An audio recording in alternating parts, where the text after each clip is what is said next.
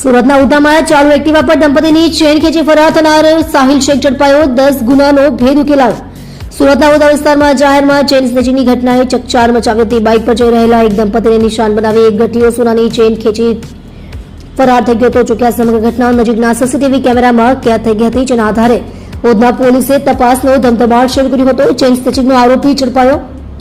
ઉધના પોલીસે technical surveillance અને બાતમીદારની મદદથી આરોપી સાહિલ ઝાકીર શેખને દબોચી લીધો છે.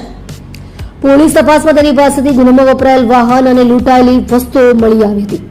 સોનાની ચેન, મોપેડ ગાડી, કુલ મુદ્દામાલ અંદાજે 2,05,000. આરોપીની ધરપકડ બાદ તેની પૂછપરછમાં ચોંકાવનારા ખુલાસા થયા છે. સાહિલ શેખ કોઈ નવો નિશાળ્યો નથી, પરંતુ સુરત શહેરના અલગ અલગ પોલીસ સ્ટેશનોમાં તેની વિરુદ્ધ અગાઉ 10 થી વધુ ગુનાઓ નોંધાઈ ચૂક્યા છે.